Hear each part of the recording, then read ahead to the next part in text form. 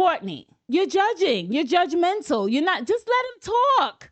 What is wrong with you? If I was with someone and I felt like every time I wanted to speak my truth and I knew I was going to be shut down, I'm not saying nothing at all. That's why he's not talking to you, because everything is a judgment and you're going to shoot him down. Girl, shut up. Hey, y'all, it's your girl, Jane B, and welcome to my channel, See Jane Reacts, where we are still reviewing and recapping Married at First Sight Season 20. We're on episode 11, Fighting for Love. Okay, so listen, make sure before we do anything else, hit that subscribe button, hit that notification bell, leave a comment, and definitely leave the thumbs up. Check out my hair care line in the description below, and let's go. So Nikki and Sean are continuing the conversation from the last episode when they had the red robes on, and Nikki is expressing to him that she was not feeling when he said that it is your wifely duty to please him. And then he was like, listen, I'm exhausted at this point. There's a little gaslighting going on, because Sean will say one thing and then say, no, but I didn't really mean it like that. But Sean, you actually did say it. And basically, Nikki was just like, I was really taken aback with that. And he said, listen, that is not what I meant. I did not believe that it's your wifely duties to please me. He basically said he has been fasting. He has been on a physical fast. And if she doesn't want to do it, it's okay. But Sean, check this out. Just because you've been on a fast doesn't mean she has to acquiesce to your needs. Because your fast is your fast. Nikki comes right out and said, do you expect this? Do you expect a sexual relationship? And he says no, but then he also says, I don't want to leave here with a platonic friendship. Now, what are you talking about? Because you're saying you don't want to leave with the friendship, then what do you want? You just want marriage and sex? You don't want friendship? Because you're not going to be sexing all the time, right? So your friendship, a lot of times, is what will carry you through. You know, I really feel like Sean is not really caring about the emotional side of things. He's just caring about the physicalness and the access. And that's something that would definitely give me pause on decision day. At the end of the conversation, he basically said that he's not expecting it, but he's always ready. Okay. So Becca, they are discussing their looks for the night, because tonight will be a group dinner. And then we have Devin and Caitlin. They're shooting pool. Tori and Philippe. Philippe says he wants Tori to cosplay as Princess Leia. He said that's one of his fantasies. So when he comes home, that she's already in her Princess Leia outfit. You know, she has the hair, the dark hair. So let's see how that works out. So Cam and Michelle are meeting now with Dr. Lisa, and they are just gushing over each other. It is so apparent and obvious that they are feeling each other. They feel like they are each other's person. They're sexually attracted to each other. This is a good thing. So this is going to be an easy session for Dr. Lisa. Cam said the intimacy is on point, and he is now ready to compromise his life to make sure that Michelle fits into his life. Michelle is telling Cameron all the things that she feels about him and she likes about him, and he's starting to tear up. He said, you know, this is just so amazing to hear a woman talk about him like this. So Dr. Lisa was like, are there feelings of love? And so Cam kind of looks at Michelle, and it's like, you know, it's there, but they haven't said anything. And Cameron, because he's never been in love, he's never been in a real relationship, he's like, well, I don't know what the difference is. And Michelle said, of course she has feelings, because she wouldn't say all these things. They just haven't expressed it to each other. And like I said, they already feel like they are each other's person. So, you know, the love conversation is on the way. So now we have Courteney and Nick. So Nick gets home and Courteney greets him with a big hug. She has on cute pajamas. She has a whole romantic setup. She has the candles going, and, you know, they're ready to get into the homework that Dr. Paul gave them. Now, this is the thing. Courteney can't just ever let the moment be. Courteney, breathe. Let the moment just breathe. No, no, no, no. Well, you know, normally if we wasn't doing this, I wouldn't do this, because, you know, I kind of think this is corny. Nick is like, oh, and you could tell Nick is so professionally reality show trained, because he knows not to give no stinky face, but he does enough to let us know he's being warned now, because he's just like, oh, okay. Did you really need to say that? You know, I feel like Courteney, she takes the joy. She has a way of like stealing the joy and self-sabotaging the moment. Like, she's so robotic. Like, she just can't go with the flow. And you know that's going to be a problem. I already said Nick ain't picking her. Nick is not choosing her, because Nick is already seeing what it is. He's just looking good for that camera. But on decision day, he's going to be like, go in peace. So Courtney asked Nick, where was the place that you were intimate that could have been like a little different? Okay. And he said he was at his grandmother's house in her closet where she keeps a bunch of dolls. Now, instead of Courtney just letting Nick tell the story, immediately she judges. What? Not in your grandmother's house? I mean, it's okay to deal with the dolls, but just not at your grandmother's house. So then Nick automatically says, oh no, I'm just kidding. Nick, no, you weren't. You really was in your grandmother's house. And I need the young lady to come forth and say, yes, it was me. And we were in Granny's closet with the dolls. Courtney, you're judging. You're judgmental. You're not. Just let him talk. What is wrong with you? If I was with someone and I felt like every time I wanted to speak my truth and I knew I was going to be shut down, I'm not saying nothing at all. That's why he's not talking to you, because everything is a judgment and you're going to shoot him down. Girl, shut up. Nick tells Courtney that his family is not physical touch, and that's why he craves it so much. And then right there, he gets sort of quiet, and Courtney, oh, what? What do you want? What? And so he just says, I want to kiss you. And she said, okay. Like, she didn't even fight it. Nick, you know what? Nick is going to have to take control with Courtney. Because when they went to kiss, she kissed him with no problem, tongue and all. So I was like, you know what? With her, you may have to just be like, just shut up and just get on over here and do what you got to do, because she went right with it. So now Tori and Felipe, they visit Felipe's place. Y'all, I don't believe this is his place. I believe this is a staging apartment, because it was too sterile looking. It didn't look like it had any personal touches. I was like, really? Because you know why? Because when we flip back to the apartment, you could see where that was a little messy. Now, granted, he wasn't there, so, it was probably cleaned, before he started the experiment, but it was too sterile. I don't know if I believe that's his apartment. What y'all think? They both say that their places are too small for two people, and they talked about moving in, and Tori said she wouldn't move in with him. They discuss having children. Philippe feels like, ooh, this is a lot, to think about in 3 weeks. I really feel that Philippe is feeling the pressure of this whole experiment. Tori is just taking it day by day. She said it feels good to her. And then she talks about what she likes about Philippe. So Becca, they are now in the studio because, as we know, Belle is also a singer. So they go to the studio.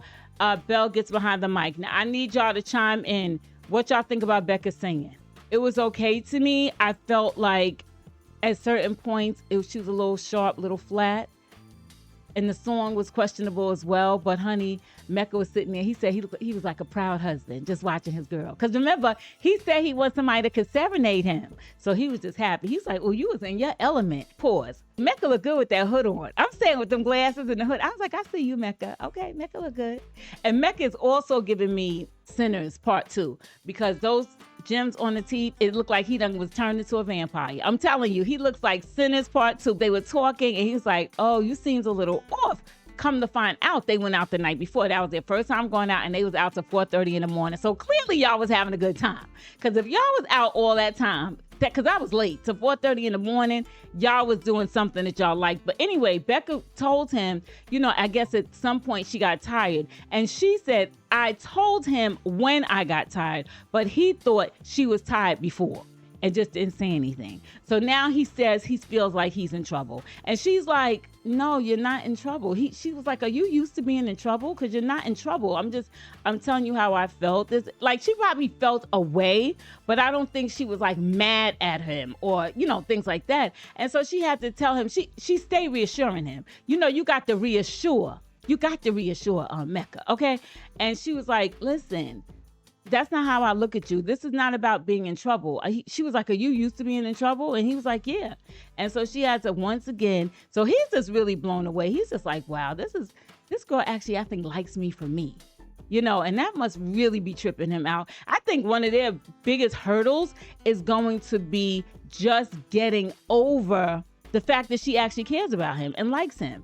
And coming from a woman, as we already know, everybody jetted. So coming from a woman, that's really blowing his mind. So we just gonna need counseling just for him to accept that she really likes him. Caitlin and Devin. Now, y'all, Devin, his mission throughout this process is to make sure that Caitlin is okay. He is going to always apologize first. He's going to do all the things to make sure she is feeling good. And what does he do? He must know she loves Harry Potter because he plans a whole Harry Potter date at home. So he does the they make butter beer. I don't know what that is. They make some sort of chocolates. They have Harry Potter questions. It seems like she liked it. She enjoyed it, but she still keeps those walls up. Those walls are up. And you can see that Devin is just trying. She doesn't give anything back. And in her mind, she may be like, I'm doing what I can to give something back, because if you knew me, I wouldn't do this in the past. But are you asking him what he wants? Why don't you ask him? And I'm sure he's telling you, I like physical affection. And I'm really over people thinking physical affection means sex. That's not what that means. Physical affection just means a hug, a touch, a handhold. Everything is not about that, because people who are not physical touch have sex. So clearly it's not just about that. It's about you giving this man something. Like, you're not even giving him crumbs. The only time y'all hold hands is when y'all walking into a party or to a counseling session. So I'm gonna need you, Caitlin, to show up. I'm gonna need you to show up for Devin like he stays showing up for you. He stays apologizing. He stays wanting to make you feel good. And all you do is cry and play victim. Adam and Marissa, they are on that jet ski. They race up to the pickleball setup. They're having this day with Nick and Courteney. Adam says it's his mission to train Marissa, to be a good pickleball player. I'm sorry. Did we ever ask her if she wants to play pickleball? What are we doing? If y'all didn't have that discussion, please don't assume that. And please don't assume that it is your job to be the pickleball Olympic trainer, and now you're trying to make me an Olympic pickleball athlete. And as we can see, low-key, Marissa's over it already. She's telling Courteney, she's just like, this is really wearing me out, but she's trying to, still be decent, but it's wearing her out. So now they're playing pickleball, and already Adam is, he, stay back there. Okay, no, let me get this. So now, not only am I being forced to play, but you low-key acting like I don't know what I'm doing. So now I'm extra worn out. So in Nick's ITM, Nick said, it's all about Adam. He's like, I don't know anything about Marissa, because this is the Adam show. He said he doesn't know what Marissa likes, what she don't like. He says she's going to have to assert herself. Come to find out, Marissa don't like half the things that Adam likes. So now the group gets together and they're talking. And I think Courteney may have asked about living together. So they were saying, they're going to live together. And she said she would need to spruce it up because he has 7 couches in the lake house. And so, he was like, well, Adam was like, I think it's kind of rad. And so Courteney was like, well, pretty much that means he don't want you to fix it up. Okay. Nick says he wants Courteney to see his house. He has 4 bedrooms, 3 bathrooms. He sounds like he got it going on. And meanwhile, Courteney's like, wait, to move in? Oh no, because I was thinking Portland, so we could be by family. Now, wait a minute.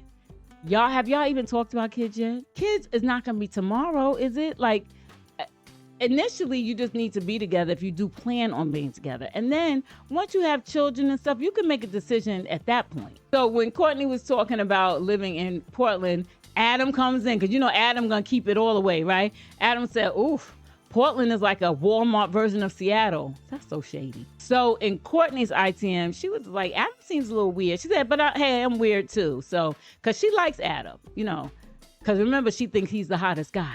So now the girls, they have their talk. They're together, Courteney and Marissa, and they both fronting. Everybody over there fronting. Yeah, it's great. It's this. Oh my God, it's good. Oh my God, we're doing so well. And they're both lying. They both lying. And guess what? The guys are lying too. We're going to need some honesty in this situation. Meanwhile, Courteney thinks that Marissa and Adam are the best thing since sliced bread. She just loves them. Marissa reveals to Courteney that, when she was 23, she was in a relationship where she had to be perfect. Pretty much, and this guy almost seemed a little abusive if you ask me, because, she had to look good all the time. She had to do this all the time. And she said she's not going to do that with Adam.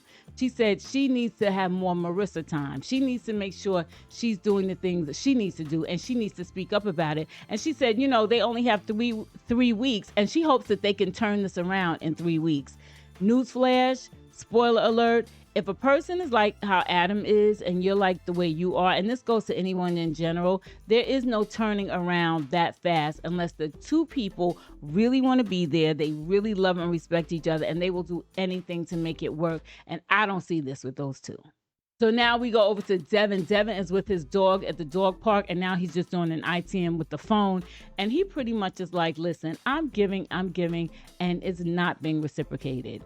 He said, he's waited, he's patient, but he can't be with someone who doesn't meet him, at least halfway. And I don't blame him.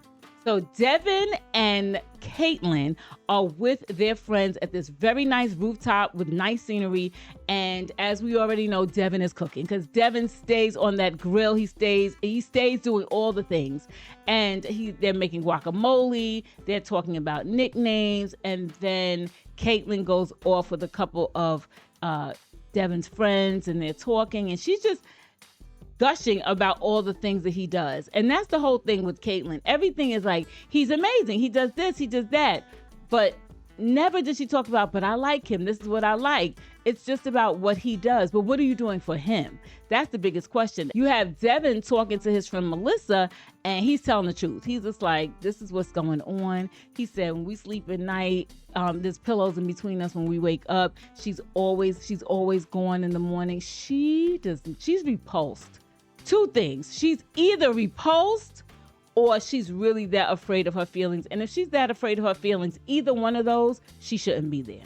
So the friend is like, what? Like, the friend is like, are you serious? Because she's just like, where is the jokey Devin that I know? Because she's looking for him. And she said, where is he? He ain't there because his light has been dimmed. Devin said, if this was decision day, I would say no. They had an ITM with his friend Melissa, and she said, I have doubts. She was like, well, everybody's heaven is different. Michelle and Adam, they go to this very beautiful place in West Seattle. And it's a place that Michelle said she would always go, and she always wanted to be there with her person because she would go and see other couples there. So they have this picnic, and she does the whole feeding with the blindfold, something like what Nikki and Sean did. So she's feeding him, and of course he's liking everything, but he did not like the I forget that prickly fruit. He was like, I'm not having that. But they would, she was feeding him. He liked it, and then she said, oh, you're gonna really like this one. And I guess she put some whipped cream on her lips, and they was kissing. He's like, oh, okay. I said, I see you. So anyway, they were just talking more about how they feel about each other. And she was just saying, I just like you so much. I like you so much. All the things. She starts crying. He started crying, and he, scoops her up, and they're just, sitting there looking at the sun. The sunset is gorgeous. And these two are just in love. You could already see they're in love, and they want to be together, period. I mean, it's really, anytime I talk about those two, that's pretty much what it's always going to be. They're gushing, they're in love, and they're each other's person. Now, Michelle did say that they were the strongest couple. Now, Michelle, I'm going to need you to calm down. Stop showing off, okay? Michelle said, we are the strongest couples, and we have a lot of SCs. The producer's like, well, what's an SC? She said, serious conversations. And remember what Paul said, the more you talk, the serious the conversation, the closer you get. I'm sure that those talks have really bonded them together. Y'all, now it's time for the group dinner. Now, the group dinner is where all the tea is spilled, the truth is said. So let's get going. So everybody, they're showing the montage of everyone getting ready for the dinner. And this dinner, again, is being watched, I spied, by the coaches. So they're sitting there just waiting for everybody to come. And so we have Cam and Michelle. They arrive first, followed by Nikki and Sean, Devin and Caitlin, Tori and Felipe, Court and Nikki, Bella and Mecca, and Adam and Marissa. They're all greeting each other, and now they're ready to get dinner started. And Nick says, we have to take a drink for every time Sean says framework and philosophy. Okay. So Cam asked Nick, has the physicality progressed? And so Nick is starting to gush. And so he's like, yes, we had our talk, we had our conversation with the professionals, and, and he's starting to go in and talk about what they've done. And here comes Miss Courteney. Oh, yeah, just cut to the chase. Yeah, we kissed. We made out a couple of times.